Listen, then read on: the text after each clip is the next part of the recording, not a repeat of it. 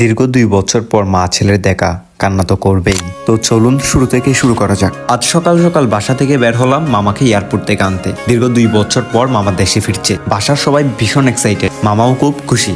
এতদিন পর আপনজনকে আবার কাছে পাওয়ার অনুভূতিটা আসলে ভাষায় প্রকাশ করা যায় না। এই অপেক্ষা, এই আনন্দ সব মিলিয়ে দিনটা আমাদের জন্য সত্যি স্পেশাল। সকালটা একদম শান্ত ছিল, রাস্তায় বেশি ভিড় নেই, হালকা রোদ পড়ছে।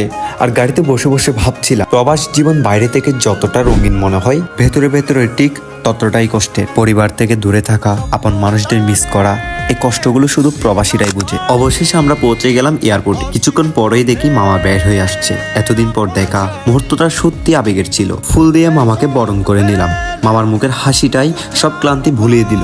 যেহেতু সকাল সকাল বের হলাম, সেহেতু পথে অর্ধেকেই নেমে পড়লাম সকালের নাস্তার জন্য। মামা ভীষণ এক্সাইটেড, তবে এখন মামার একটাই মিশন, যত দ্রুত সম্ভব বাসায় ফেরা। তো আজকের ব্লগটা এখানেই শেষ। ভালো থাকবেন, সুস্থ থাকবেন, আল্লাহ হাফেজ।